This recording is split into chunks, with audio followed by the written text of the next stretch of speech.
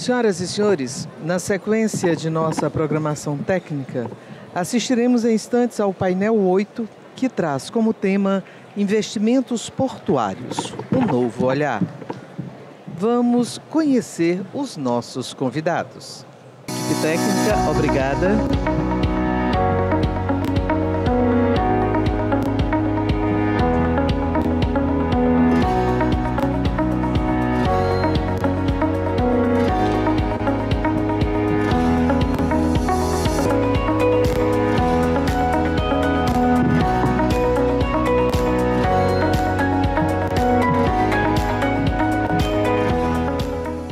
Para mediar os trabalhos, convido ao palco o senhor Fausto Tavares, vice-presidente de Operações Brasil da Fênix Services.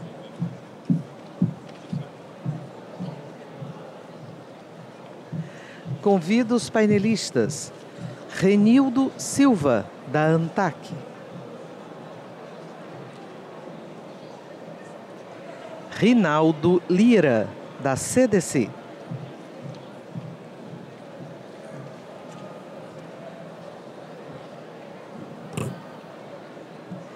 e Jailson Macedo Feitosa Luz, da EMAP.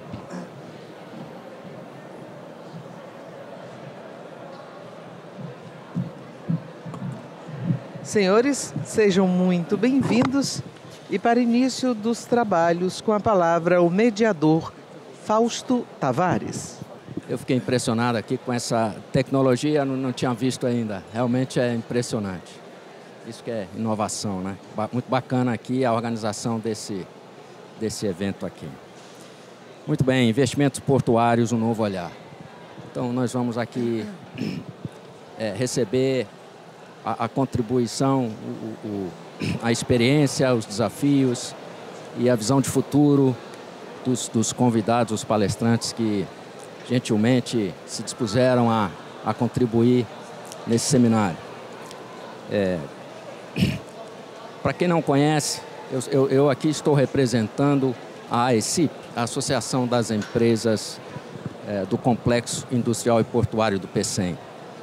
A AECIP existe desde 2015, conta com 45 empresas, com um faturamento total na faixa de 14 bilhões de reais, representando aí aproximadamente 92% do PIB do complexo do Pecém. E conta com várias empresas aí, players importantes aí do setor de logística portuária. Vamos passar direto aqui ao nosso primeiro palestrante, o senhor Renildo Silva, superintendente de outorgas da Agência Nacional de Transportes Aquaviários. Renildo. Obrigado, Fausto. Obrigado a todos que estão aqui. Obrigado a essa plateia maravilhosa que trocou o jogo do Brasil hoje à tarde por essa palestra aqui. Muito obrigado, tá? Tem uma... Isso. Tá joia. Tá joia. Gente, Fausto, né? Meus colegas aqui, Jailson e Rinaldo. Esse investimento portuário Novo Olhar me traz uma reflexão incrível. Reflexão essa que combina muito bem, Fausto, com a ANTAC de hoje. Combina muito bem com a ANTAC, que tem um olhar incrivelmente novo para o fomento da indústria da navegação, para o fomento do setor portuário, para o fomento do arrendamento, do terminal privado, um novo olhar na gestão portuária, um novo olhar na regulação, um novo olhar na fiscalização responsiva. Então isso aí combina muito bem com o que a gente tem de ANTAC hoje, com o que a gente pensa de ANTAC, com o que a gente pensa do setor portuário.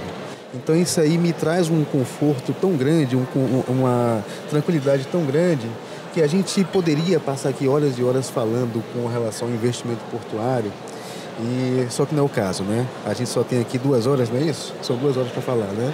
Não? São só 10 minutos? Tá joia. Então vamos lá, gente. Então, primeiramente, o que eu falo quando eu falo de investimento no setor portuário? Primeiro, gente, eu não falo em investimento no setor portuário. Eu não falo estritamente em portainer, eu não falo em transtainer, eu não falo em RTG, eu não falo em PIA, CAIS. Nada disso eu falo quando eu falo sobre investimento. Quando eu falo em investimento no setor portuário, eu falo sobre um ambiente de investimento. Eu falo sobre a expectativa do investidor quando ele vai tirar o dinheiro do bolso e investir no setor portuário. Isso é o que deixa a gente muito confortável e esse é o grande mote da agência. É construir um ambiente de investimento propício para que o investimento possa acontecer. E a gente entende, Fausto, que todo recurso que for desembolsado fora desse ambiente de investimento é um recurso chamado de aventureiro. Basicamente é isso, tá? Então a agência, junto com o Ministério, junto com o PPI, a EPL tem um braço fortíssimo nisso. A ideia é criar um ambiente muito propício a que o investimento aconteça, um ambiente regulatório satisfatório, seguro, sadio, um ambiente de segurança jurídica, um ambiente em que a regulação seja uma regulação muito eficiente, um ambiente em que eu tenha previsibilidade e que eu tenha uma estabilidade regulatória. Então, essa perspectiva com relação ao investimento, ela vem antes do desembolso do investidor, para que ele possa ter um ambiente muito confortável para que esse investimento aconteça, tá? E aí eu trago para vocês uma frase que todo o setor público e privado demandam muito da gente enquanto agência reguladora e que está muito na moda, tá? Que é a tal da segurança jurídica. E a gente fala sobre segurança jurídica a todo momento, só que eu tenho um novo olhar sobre isso, Fausto. Que a segurança jurídica, ela advém da certeza da mudança. Essa frase não é minha, tá? Essa frase do professor Egon Bockmann, da UFPR. E o que eu entendo com relação a isso aqui? Que os contratos têm que ser modernos o suficiente para acompanhar a sua própria expectativa de mudança. Exemplo, vamos lá. Lá no passado, antes de 2014, a gente tinha um contrato muito flexível no setor portuário. Hoje a gente tem um contrato flexível também. Esse contrato flexível me permite entender que eles se automodificam para acompanhar a necessidade de mercado. Exemplo, obrigação de investimento que acompanha para e passo demanda. Isso é um contrato flexível, isso é um contrato que se reequilibra, que se autorregula e é um contrato que acompanha a sua mudança. Então eu vou entender, assim como o professor Egon Bockmann, que a segurança jurídica, que é muito importante, ela advém da certeza da mudança. Um contrato que a gente faz hoje não é um contrato que ele vai se modificar automaticamente para acompanhar o mercado. Ele tem a obrigação de fazer isso, tá?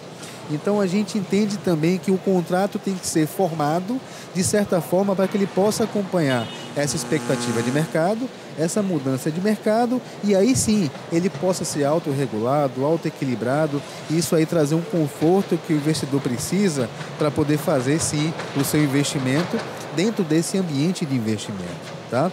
E aí eu tenho uma agência reguladora, uma agência que tem decisões muito bem fundamentadas, uma agência com decisões isonômicas, uma agência com decisões tailor-made, a decisão aplicada ao caso concreto.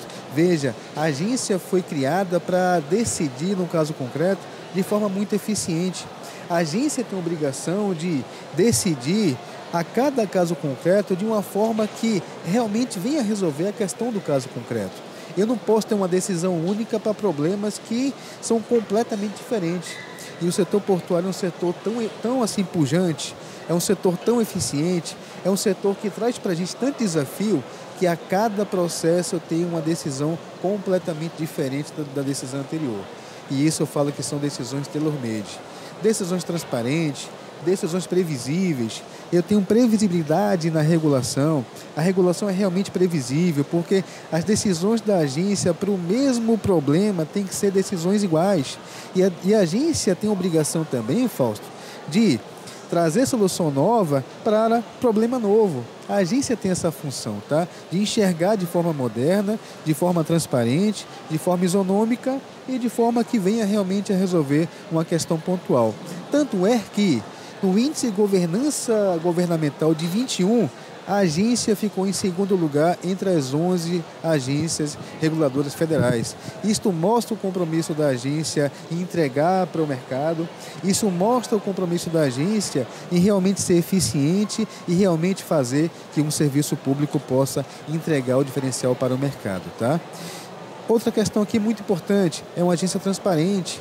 é uma agência que ficou em 2022 em primeiro lugar em transparência ativa da CGU, porque é uma agência que conversa muito bem com o mercado, é uma agência que ouve muito o mercado, uma agência que entrega muito para o mercado, tá?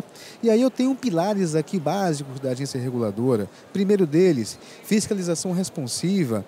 É uma fiscalização que foca em resultado e não foca basicamente em fiscalizar, em multar, em estar acompanhando aquilo que não precisa ser acompanhado. Por quê? A gente entende que precisa entregar muita energia para situações que precisam de muita energia, que demandam energia.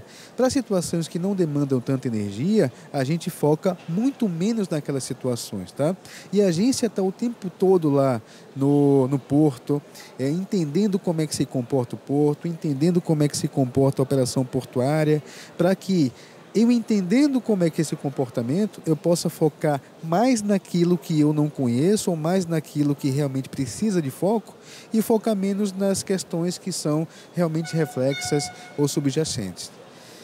A agência também tem um foco muito grande, gasta muita energia com a regulação eficiente. Como eu falei, a agência ouve muito mercado, a agência está o tempo todo antenada com o que o mercado precisa, a agência ela escuta muito o que os principais players do mercado têm a oferecer de fundamentação, de ferramentas, para que a gente possa realmente fazer uma regulação eficiente, uma regulação que traga resultado.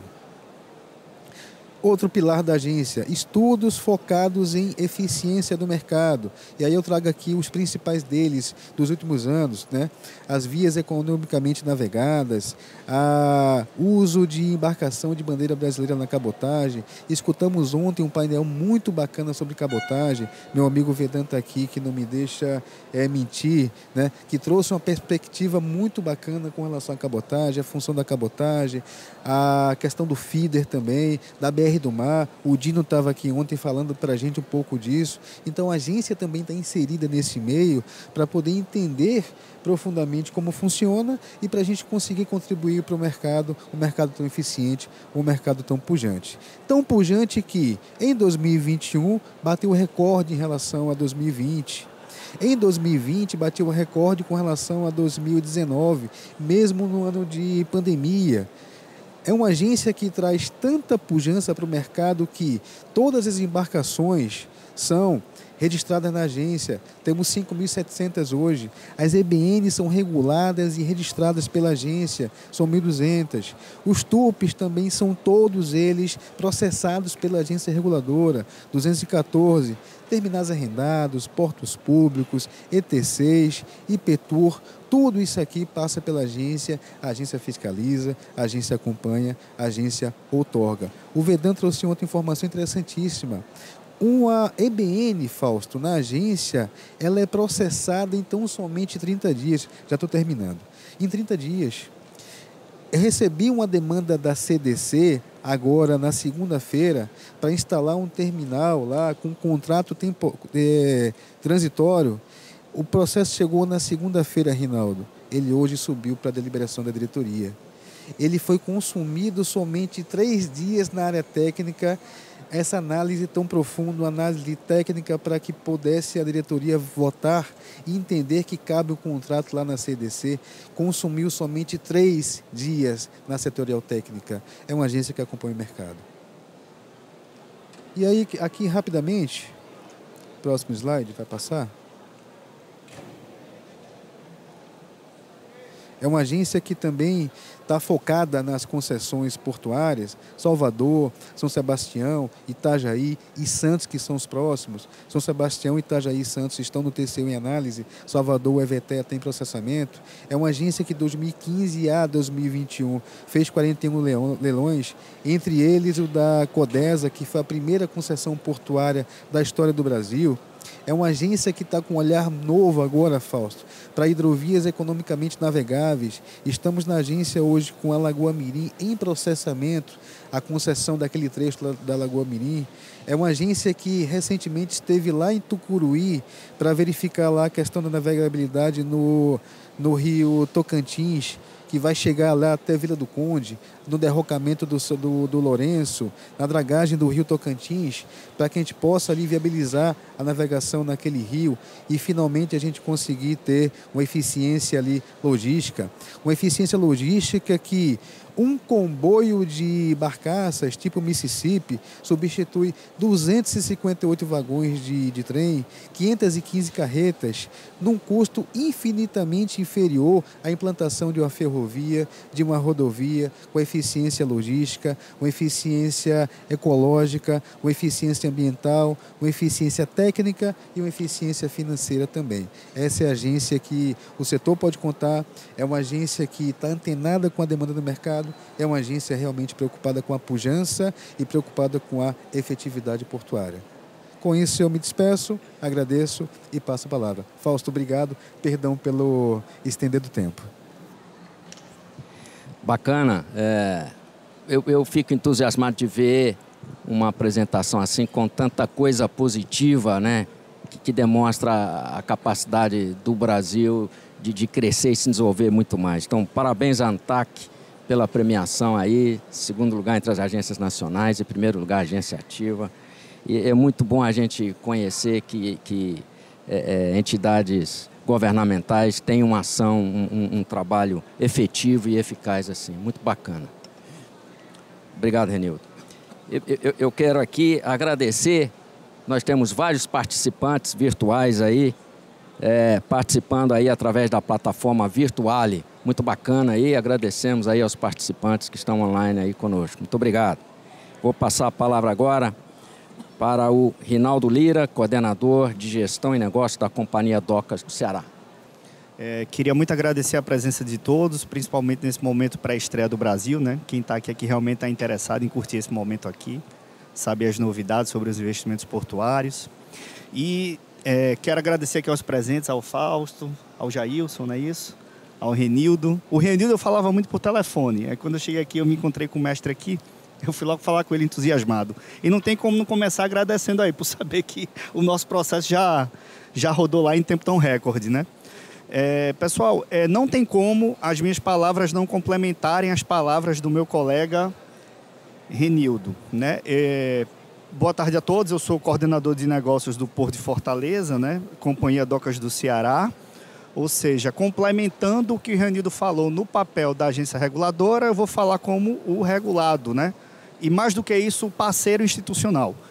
E mesmo antes de escutar as tuas palavras, eu ia focar muito o que eu tenho a conversar hoje, de que a gente não vê só a melhoria e a questão do contexto dos investimentos portuários, mas sim na melhoria do ambiente de investimentos portuários. Porque a gente, no papel comercial do Porto, né? Creio que alguns aqui já saibam que de alguns anos para cá, quase 8 anos, que o direcionamento das políticas públicas de exploração portuária, de investimentos portuários, eles levam a você buscar o investimento privado para dentro do porto. Você tem que buscar o parceiro comercial para investir. A gente já não tem tanto hoje em dia uma realidade de grandes investimentos que se tinham no passado, né? Mas aquela questão de fazer o gestor público tomar o seu papel estratégico e se mexer da cadeira em busca do parceiro para investir dentro do teu porto, para investir na Interlândia do teu porto. Então, para isso, a gente tem tanto que fazer o papel do relacionamento comercial. Eu, gestor público, eu tenho que ter a sensibilidade de atrair esse parceiro para o arrendamento portuário, atrair o cara para investir no porto, mas ao mesmo tempo eu tenho que ter o relacionamento institucional com a agência reguladora, com os órgãos intervenientes e outros órgãos envolvidos, porque é um trabalho de várias mãos. Para exemplificar aqui de forma rápida, a gente está com esse processo atual com o Renildo para a instalação de um arrendamento portuário, né? De um terminal de contêiner aqui no Porto de Fortaleza, e a gente não atua só. Eu atuo sob uma regulamentação, eu atuo sob uma regulação da ANTAC para a exploração de áreas. E aqui a gente pode falar um pouquinho mais para todo mundo entender, né? Que a gente, para fazer investimentos no porto, exploração de áreas comerciais em portos organizados, ou seja, em portos públicos, a gente tem dois principais modelos, né? Para as áreas operacionais, ou seja, movimentação, armazenagem, a gente vai ter um arrendamento portuário. Já para aquelas áreas não operacionais, a gente vai ter a cessão de uso. Então, como exemplo prático, para os arrendamentos portuários, caso de terminal de container, terminal de granel, sólido mineral, granel sólido vegetal, a gente está sob a batuta da Resolução 7, que é da ANTAQ. E nesse contexto de um melhor ambiente para prover esses investimentos, essas novas explorações, a gente está contando com um momento muito bom de flexibilidade da resolução. Ela trouxe um poder muito grande de flexibilização para a gente buscar negócios, né? Foi mais ou menos o que o Renildo aqui falou, de que a gente tem que acompanhar os novos momentos.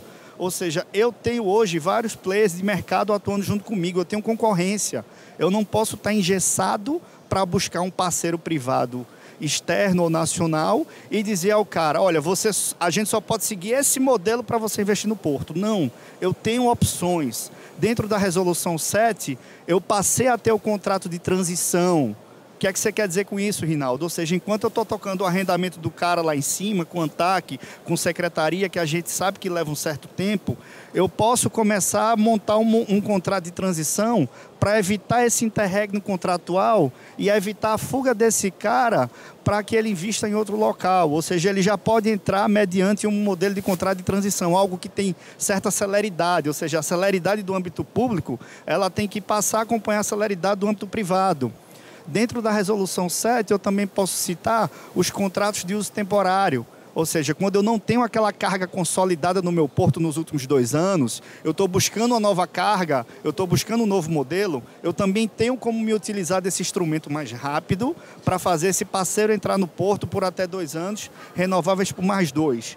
Ou seja, tirando essa especificidade técnica em que eu estou entrando, o que eu quero dizer é que é o seguinte, o ambiente que a agência reguladora, o ambiente que a gente tem para negociar com o privado, se relacionar institucionalmente, ele vem acompanhando as novas tendências de mercado. Eu tenho hoje como ter mais poder de atração para esses investidores, né? Indo um pouquinho, por exemplo, aqui do Porto Fortaleza, a gente está seguindo a risca, a gente está conseguindo captar essas oportunidades, né? A gente sabe que o Porto de Fortaleza ele se destaca como um grande terminal de trigo. A gente tem os 3 grandes moinhos aqui do Norte e Nordeste instalados no porto. E no ano passado a gente conseguiu finalizar o leilão de mais uma área do porto, que é o chamado o código, né, que a gente tem para os arrendamentos, que foi o MUC 01, que é mais um armazém agora. E quem ganhou esse leilão foi a Tergran, ou seja, a gente ganha mais uma área de exploração de investimentos. Somente para esse investimento a gente vai ter algo em torno de 47 milhões e meio. Né? A gente já está no pipeline com mais investimentos aí para a gente atrair o parceiro, coisa que a gente já está em fase de negociação. Sempre se utilizando de quê? Das resoluções, seguindo à risca os processos da resolução, captando a tendência de mercado. Esse é o papel do gestor público. E o papel da relação institucional do gestor público com a agência é trabalhar de mãos dadas para captar esse parceiro, né, para a gente não perder as oportunidades. O que o Renildo falou muito sabiamente e que eu também queria passar a mensagem é que a gente está conduzindo os portos organizados, ou seja, os portos públicos, a condução da coisa pública de forma muito organizada, responsável e de mãos dadas, tanto com o poder público quanto parceiro privado. E, mais uma vez, reforçando a palavra que se iniciou com o Renildo. Não adianta só eu falar de investimento, eu tenho que falar do ambiente de investimento. Eu tenho que falar do meu relacionamento comercial, buscando oportunidade, mas também o relacionamento institucional, seja com a ANTAQ, seja com a Anvisa, é muito isso que a gente procura. A gente tem sempre que ter as portas abertas. E no caso específico da ANTAQ, foi o primeiro processo que eu conduzi no Porto, né? Eu tenho 2 anos aqui no Porto, foi o primeiro processo que eu conduzi junto à ANTAQ. E nessa questão do relacionamento, o que eu vi foi uma parceria muito forte. Não houve um momento em que a gente precisou tirar alguma dúvida, né? Por quê? Porque outro desafio do gestor público, mestre Fausto, é você tentar pegar o que está lá na resolução, ou seja, né, no ambiente regulatório normativo, e tentar traduzir aquilo ali para um processo limpo. Como é que eu transformo o que eu vejo na resolução em um processo? Como é que eu vou processar isso para chegar até o momento em que esse processo vai chegar para o Renildo? E eu não quero complicar o cara lá, não. Eu quero que o processo chegue limpo para que eu tenha o time acertado para colocar aquele arrendamento à disposição do parceiro privado. eu tenho que estar com tudo muito claro para que eu não dê trabalho ao Renildo lá e fique com o processo indo e vindo. E eu tenho que ter um time também para responder à sociedade e à minha diretoria. Ou seja, eu quero dizer com isso é que a gente tem que muito fortalecer essas vias duplas e até triplas. Tem que ser todo mundo no mesmo contexto. Mas sim, dentro disso, dentro desses desafios, o que eu estou vendo são investimentos chegando, principalmente para onde está o meu âmbito, que é para a parte pública. O Renildo colocou na apresentação dele aí, de 2015 a 2021, 41 leilões executados, e que eu quero falar que esse trabalho é um trabalho que já vem sendo conduzido há certo tempo. A gente, como está na batuta da parte técnica, a gente não vai entrar muito em dizer que é tal governo ou outro, mas não, é um trabalho contínuo dentro da governança pública brasileira que está fazendo com que a gente consiga avançar nos investimentos, né? E como meu tempo está encerrando, a gente também tem que focar muito no seguinte: quando a gente fala nesse ambiente de investimentos portuários, dos arrendamentos, da exploração dos portos, a gente também tem que ter a sensibilidade, tem que ter uma sensibilidade muito grande de captar o modelo de investimento que transforme o entorno do porto, que transforme a Interlândia do porto. A gente está tendo muito esse cuidado nas nossas ações estratégicas e comerciais de tentar solidificar as nossas ações no âmbito regional. Eu tenho que ver o potencial da minha região, transformar aquilo ali em interesse do privado, para que aquele investimento mude o entorno do porto. Que o investimento se reverbere em emprego, em escolaridade para a população da minha Interlândia, da minha região, da sociedade, da cidade em que eu estou inserido. Então, eu creio que é todo esse âmbito aí que constitui o presente e o futuro dos investimentos portuários. É mais ou menos isso aí que eu queria falar, Fausto. Tá bom? Abraço, obrigado a todos. Vou passar a palavra aqui para o mediador. Muito obrigado, Rinaldo. E é muito bom, mais uma vez, assim como foi a apresentação do Renildo, nós conhecermos o empenho, o esforço da gestão do equipamento público, né? Na busca de parceiros comerciais para aumentar o aproveitamento econômico desse equipamento público, né? Então, muito bacana conhecer isso e parabéns pelo esforço, pelo empenho aí. Vamos passar agora a palavra aqui para o nosso palestrante Jailson Macedo Feitosa Luz, diretor de operações na Empresa Maranhense de Administração Pública, EMAP, Porto de Itaqui. Boa tarde, gostaria de agradecer inicialmente a Expolog pelo convite feito ao Porto do Itaqui e também parabenizar aqui os nossos palestrantes aqui, já conheço de longa data aqui, tá? Então, boa tarde e parabéns pelas apresentações. No Itaqui, nós assumimos essa administração em 2015 com a chegada do governador Flávio Dino, e ele deu liberdade para o presidente Ted Lago fazer sua escolha, indo no mercado, o que tinha de melhor no Maranhão para tentar dar uma alavancada no porto. E, mediante isso, a gente começou com um trabalho muito forte na parte de gestão. Esse foi o nosso principal foco. Sabíamos que tínhamos um porto com bastante potencial, principalmente em função das suas conexões ferroviárias, que até então se chegava ali pela Norte e Sul, que foi idealizado no governo Sarney com o ex-governador Zé Reinaldo, que na época era ministro, que hoje é o secretário de Desenvolvimento e Projetos Estratégicos, que nós temos aqui os 3 heads deles aqui, tá? Na feira, fez visita a PECEM, a ZPE, que também estamos trabalhando com uma ZPE justamente ligada e linkada com o porto. Sabemos que a poligonal ela é limitada, ainda mais no Itaqui, que a nossa grande área de poligonal ela está molhada. E as áreas que nós temos de arrendamento estão poucas hoje. Nós estamos com um processo de aumento dessa poligonal. O próprio governo do estado está cedendo áreas do governo para o Porto do Itaqui, entendendo que ele é um fator de desenvolvimento. E também agora, como já tem o projeto da ZPE, vai estar muito linkado com o desenvolvimento que nós temos no porto, porque porto é um ativo de passagem. Então você tem uma conexão interna, que pode ser rodoviária, ferroviária e as hidrovias, e você tem o canal de acesso com as suas áreas de fundeio e o porto está no meio. Ou ele importa ou ele exporta. Então, a nossa função como autoridade portuária é ser o facilitador desse processo. E aí, nos últimos 4 anos, foi criado um índice de gestão de autoridade portuária, que é o IGAP, que isso dá uma certeza para o mercado de que tudo que o Renildo falou, tudo que o Rinaldo falou aqui, os outros portos, está dando celeridade aos investimentos. E aí nós começamos a trabalhar em cima desse pilar de gestão de pessoas, de inovação. E aí dentro desses pilares, a gente identificou assim, quais são a nossa vocação. Não adianta a gente tentar fazer um planejamento estratégico de carga que não existe, que não é vocação, ou do Maranhão ou da sua área de influência, que hoje nós atendemos 7 estados, e vamos focar onde a gente consegue ser produtivo. Quando assumimos lá o porto em 2015, ele movimentava 16,9 milhões, 17 milhões de toneladas. Esse ano, nós já vamos estar rodando quase 33. Então, ao longo de 7 anos, nós praticamente quase dobramos a movimentação. Então, isso mostra que o Porto de Itaqui, ele não é o Porto do Maranhão, ele é um porto que a gente considera ele como do Arco Norte, atendendo 7 estados. Você tem Mato Grosso, Goiás, Tocantins, Piauí, parte da Bahia, alguma coisa do Pará. E ao longo desse período, nós recebemos de investimento, até o ano passado, algo em torno de 1,3 bi.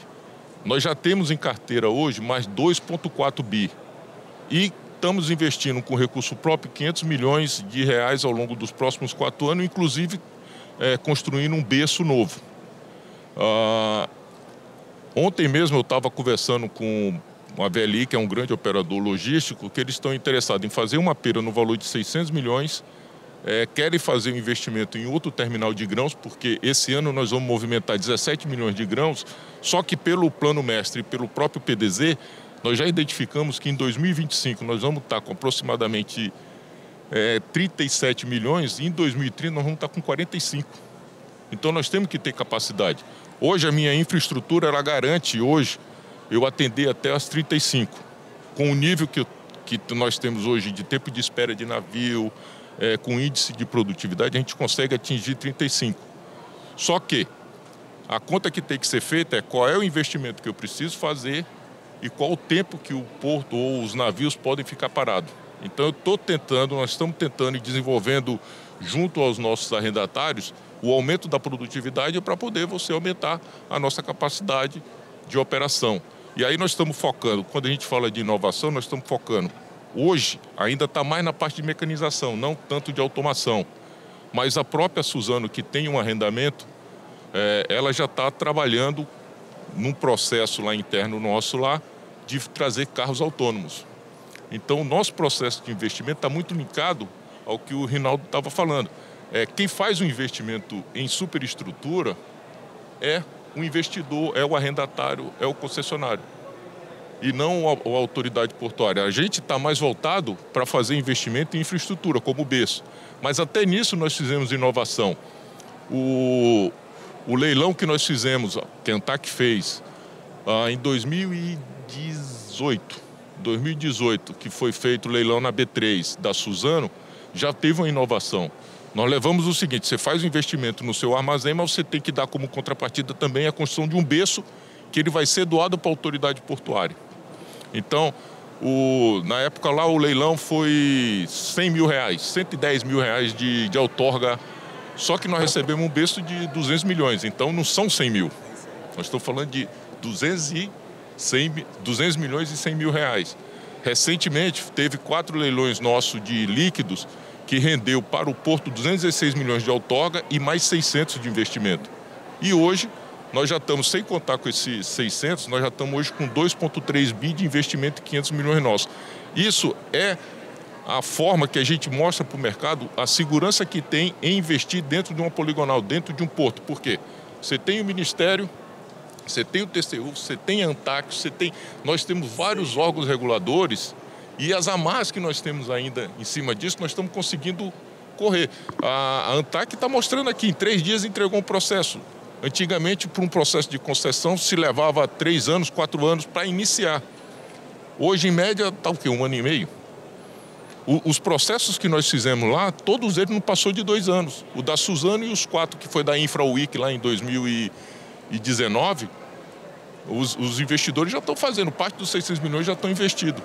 Então esse é que é o foco hoje nosso, é dar garantia para o investidor, porque ele é que tem o dinheiro, o risco está com ele, e a gente simplesmente deixa ele trabalhar.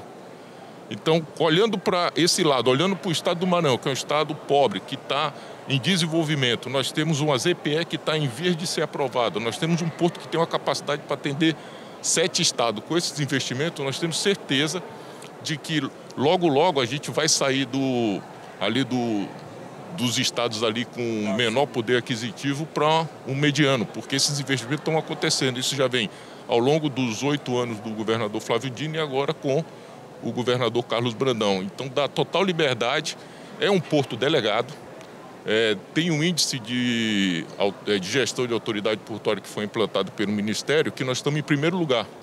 Desde o início desse IGAP, a gente era sempre o top 3, mas agora nós já somos, junto com o Paranaguá, o porto que está lá como número 1.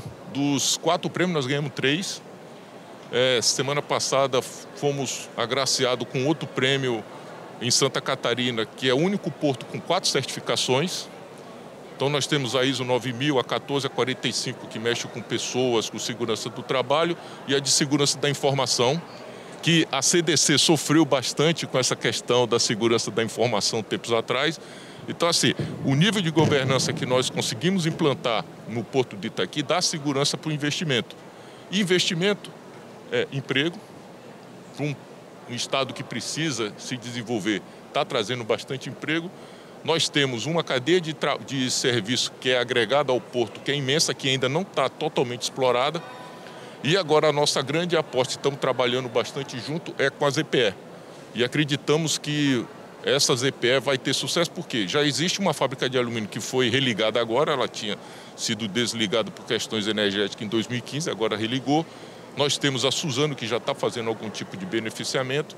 Nós temos área disponível para isso, nós temos o governo que está disponível para atender bem o investidor e ver quais são as necessidades que se precisa, porque nós temos área já tudo regulada. E para finalizar, uma das grandes vantagens que hoje o Porto do Itaqui oferece para o seu investidor é que nós temos já 30 projetos aprovados já com LP. Então a Suzano entrou já com LP, os líquidos já entraram com LP. Eu tenho LP, que é a licença prévia, até o berço 94. Esse agora em dezembro nós vamos estar fazendo a nossa renovação da licença, que nós vamos fazer até o berço 89, que seria aí o que sobra de poligonal, uns 3 quilômetros de linha de berço, que nós vamos colocar tudo em LP. Essa LP já ganha no mínimo 1 ano de antecipação para quem vai fazer o investimento. Então é nesse sentido que a gente está trabalhando, na gestão, foco em inovação. Nós temos um time só de inovação, inclusive o Raul já foi o nosso head, agora ele está em outro desafio, mas isso ainda continua muito forte e estamos investindo bastante, cobrando dos investidores, dos arrendatários, a mecanização das operações. Operação que antigamente era feita com 300 toneladas, nós estamos hoje perto de 2.000 porque nós mecanizamos. E o TPA, o Trabalhador Portuário Avulso, não perdeu rendimento. Nós fizemos foi aumentar a quantidade de trabalhadores portuários avulsos, que é o vulgo estivador, como também a remuneração dele. Hoje o Itaqui tem uma das melhores remunerações para estivador, conferente e arrumador. Então é nesse sentido que a gente visa o desenvolvimento portuário do Maranhão e o Itaqui sendo, junto com a SEDEP, com outra secretaria, a Secretaria da Indústria, é o fomentador ou agência de desenvolvimento para todo o Maranhão e também para o corredor que nós chamamos de Arco Norte, né, que é o principal porto do Arco Norte. Obrigado. Bacana, Jailson, muito bacana.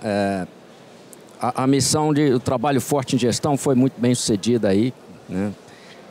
E é muito bom saber a importância do Porto Itaqui aí, atendendo praticamente 7 estados, como você falou, né?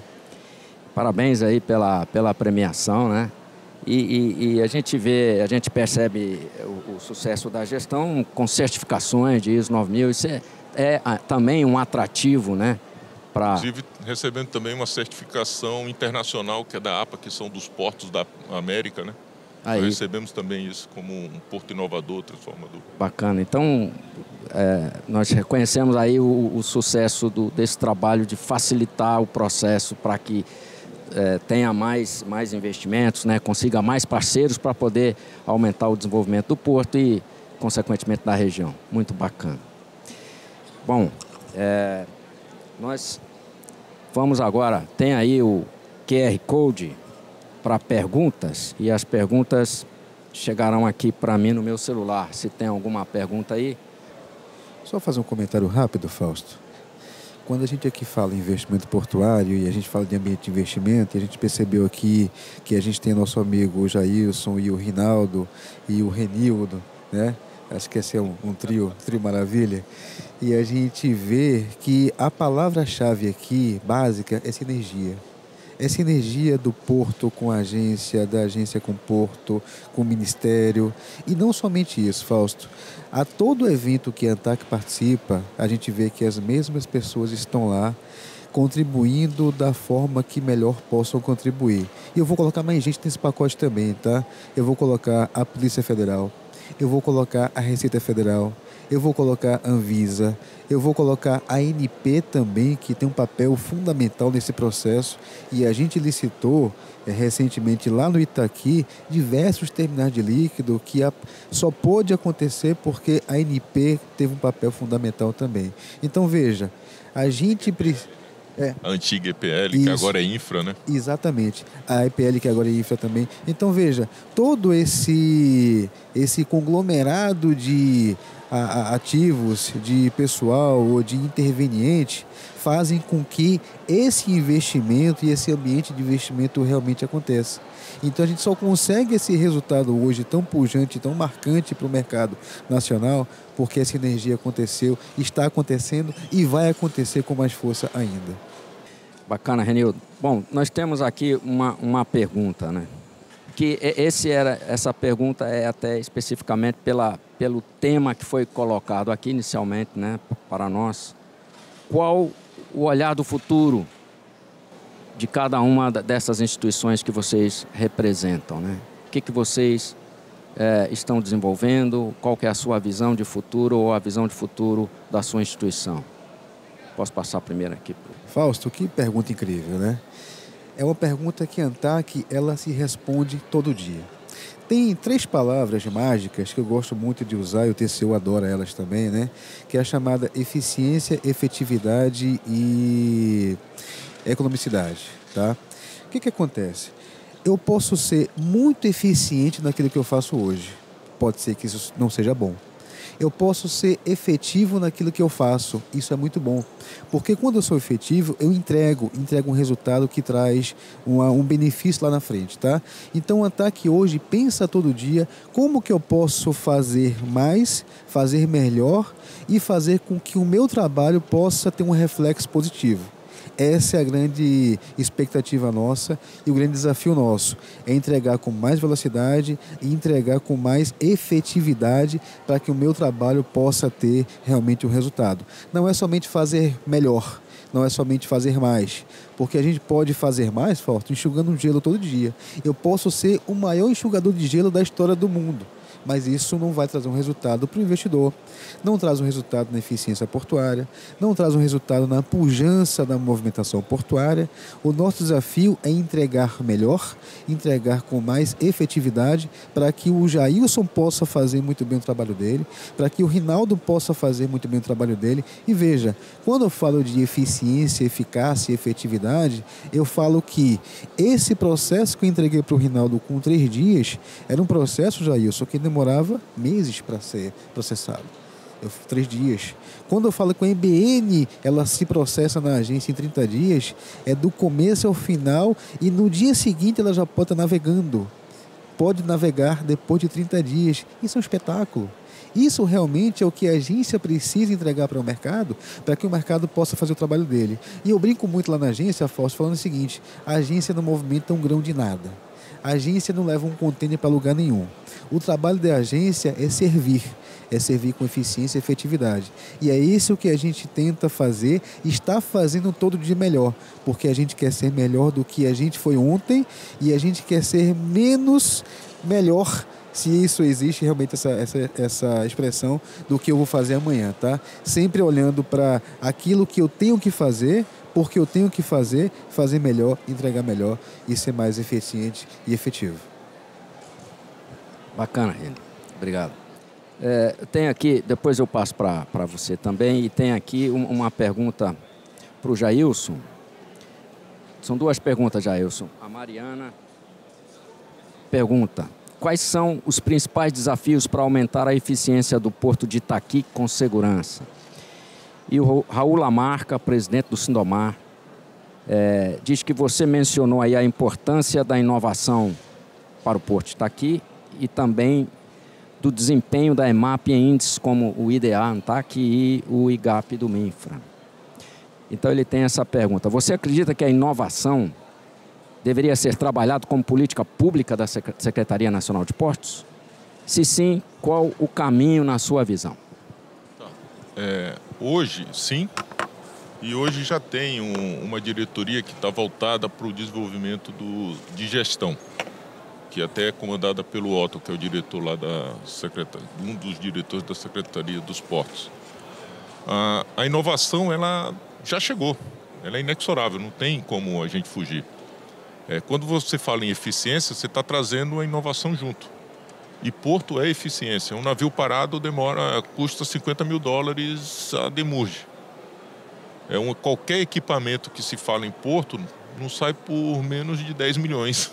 Um operador agora comprou um MHC, que são aqueles guindastes portuários, 12 milhões de euros. Então, assim, são valores astronômicos. Agora, o que a gente tem que ter a inovação, mas sempre focando nas pessoas e não perder emprego. Nós temos que, se está vindo inovação, nós temos que ter um programa de educação que não deixe o trabalhador, que hoje não é braçal, mas está com pouca educação, ele tem que subir junto, ele tem que ser desenvolvido. E isso aí é função tanto do Estado como também das empresas. E a gente incentiva isso muito dentro da nossa poligonal, aliado e aí sempre contando com o apoio das secretarias do Estado, porque o Porto do Itaqui ele é um porto federal delegado ao Estado. Então nós temos que atender a um regulamento, um regulatório que é federal, mas nós não podemos esquecer que nós temos um fim social também junto com o nosso Estado. Por isso é que nós estamos muito voltados e muito linkados com a Secretaria, principalmente a Secretaria de Desenvolvimento e Projetos Estratégicos, também como a CENIC, a Secretaria da Agricultura, porque nós somos um porto ainda muito voltado para o agro. As nossas grandes cargas é soja, milho, combustível e celulose, que também vem do agro. Então, como eu voltei a falar há pouco, houve uma mecanização no porto? Houve. Só que a gente também agregou muito serviço. Nós não conseguimos, graças a Deus, nós não deixamos o trabalhador fora. Ele foi incorporado. O próprio órgão, que é o órgão gestor de mão de obra, nós incentivamos eles a fazerem um centro de treinamento, que hoje consegue treinar os estivadores em vários tipos de equipamentos. Então, a inovação veio, ela não vai voltar. E aí nós só temos um grande desafio nosso, fazer com que essa população que hoje está lá trabalhando, ela evolua junto com a inovação e a gente consiga formar outras pessoas fora. A gente, nesse nosso núcleo, nessa nossa gerência de inovação, a gente já tem vários convênios. Hoje nós estamos já com bolsa de R$40 milhões para os próximos 5 anos só em pesquisa. Nós já temos 17 projetos aprovados em pesquisa já. E nós estamos com um núcleo que o próprio Raul foi head desse núcleo de inovação, que nós pegamos bastantes universitários que estão voltados, eles estão num site diferente do nosso, apesar de estar dentro da poligonal, mas eles passam o dia inteiro pensando em inovação e demandas, não só da autoridade portuária, da EMAP, mas também como dos outros arrendatários. Bacana essa governança com a responsabilidade social, né? Trazer inovação sim, mas também capacitar a equipe que já está aqui e que está chegando aí, os jovens que estão chegando aí também, né? Bacana. Então, tem a mesma pergunta para o Reinaldo aqui, sobre a visão de futuro aí, e uma outra aqui do Mário Holanda, que perguntou tanto para o Porto de Itaqui quanto para o Porto de Mucuripe, quais seriam os desafios para os próximos 5 anos? Pois bem, falando um pouco sobre o futuro, né? Principalmente em relação ao Porto de Fortaleza, ao Porto do Mucuripe, não tem como eu falar do futuro sem falar um pouco do passado, né? A gente está falando de um velho senhor de mais de 60 anos, um porto que deu início à infraestrutura portuária no estado de Ceará. Quando a gente pega um pouquinho do histórico do Porto de Fortaleza, a gente volta ainda aos anos 40, quando se deu início aos armazéns de trigo, né? A construção do armazém A1 e A2, já armazéns de alvenaria, eles se deram mais ou menos em 1952, 53. O Vapor Bahia foi o primeiro navio a atracar no Porto Fortaleza em 1953. Nos anos 60, você vê a instituição da Companhia Docas de Ceará, mais precisamente em 65. Nos anos 80, mais precisamente em 82, você vai ver a inauguração do Pier Petroleiro.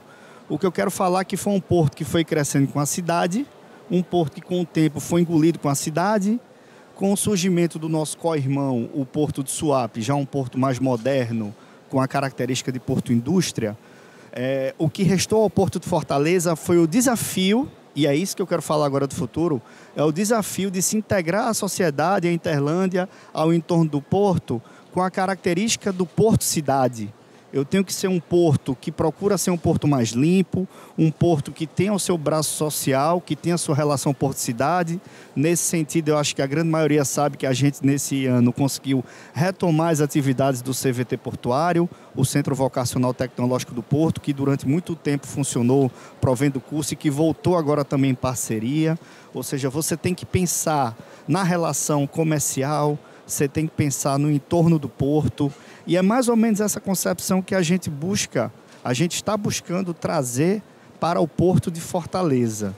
É pensar no negócio, é pensar no fomento público.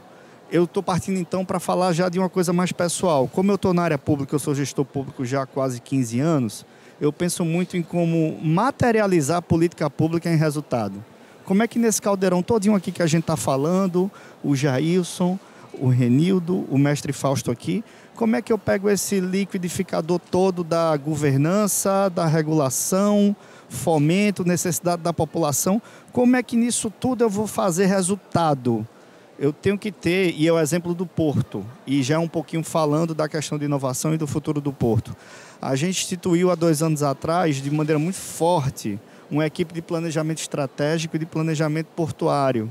A gente trabalhou principalmente visando esse futuro num documento chamado Planejamento de Desenvolvimento e Zoneamento do Porto, que é o PDZ. O PDZ fala muito, na minha concepção, é a materialização da política pública.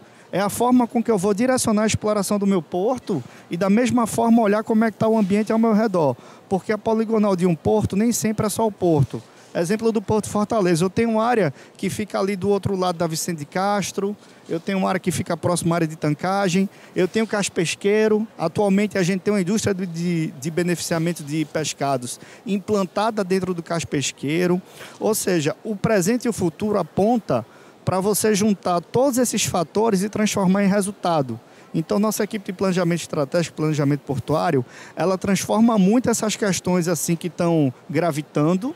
Eu tenho que transformar aquilo ali em objetivo estratégico e, dentro do meu objetivo estratégico, deixar as determinadas áreas das empresas com cumprimento das suas ações estratégicas. Ou seja, lá no Porto atualmente, cada área ganha no colo, no começo do ano, de 5 a 10 ações estratégicas. Então, a nossa equipe de planejamento, de projeto e de processo, ela vai acompanhando o teu desempenho durante o ano. Eu tenho que fechar minhas ações estratégicas, ou seja, eu tenho que cumprir, eu tenho que transformar aqueles objetivos em realidade. Eu tenho que terminar o ano com algo palpável. Então, eu penso que internamente, eu já vou puxar um pouquinho para o âmbito interno do Porto, a gente tem que trabalhar com resultados estratégicos se transformando em resultado. Eu tenho que terminar o ano com o meu cronograma de resultado cumprido. Eu acho que a questão da responsabilidade pública aponta para a entrega de resultados de fomento público de responsabilidade social. Tenho mais uma pergunta aqui. Nós temos ainda 7 minutos, de acordo com o tempo que nós temos aqui para encerrar essa sessão. Professor Leandro, ele está fazendo uma pergunta, qualquer um de vocês que tiver conhecimento que possa responder. Professor Leandro, gostaria de saber se existe alguma linha de crédito para o operador portuário que possa facilitar a compra de equipamentos. Tem o Reporto. O Reporto é uma linha de crédito que você pode adquirir com isenções de alguns impostos, principalmente federais. E no caso do Maranhão, se ele for na secretaria justificando bem, ele pode fazer um regime especial e pedir uma isenção ou uma redução do ICMS.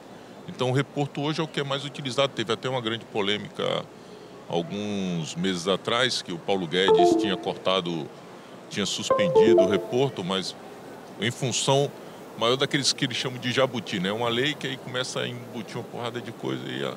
Mas hoje o reporto é o grande... E aqui na região do Nordeste, o próprio Banco do Nordeste, ele tem uma linha de crédito muito boa também. Para a gente lá, a gente pega tanto o Banco da Amazônia como o Banco do Nordeste. Então, esses são... Mas o reporto seria o principal hoje. Inclusive, esse guindaste que está chegando agora novo, ele também está dentro do reporto e boa parte dos projetos que tem, você vê lá, tem a plaquinha do reporto, com isenções e tal, financiamento do BNDES, do BNB. Então, esses são os principais. Agora, eu só queria só um minuto, que é dos próximos 5 anos, o nosso desafio é que transforme boa parte da carga que a gente exporta hoje como commodity, transformar ela num produto acabado. Soja, a gente vai in natura. Por que não esmagar e transformar em óleo ou biodiesel? O alumínio sai como semi-elaborado, a celulose idem.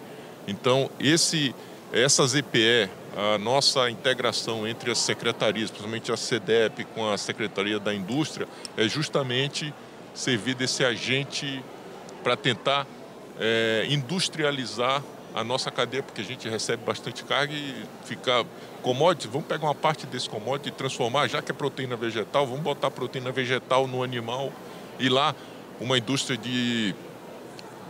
do negócio do gado lá, de destroçar o gado, como é frigorífico.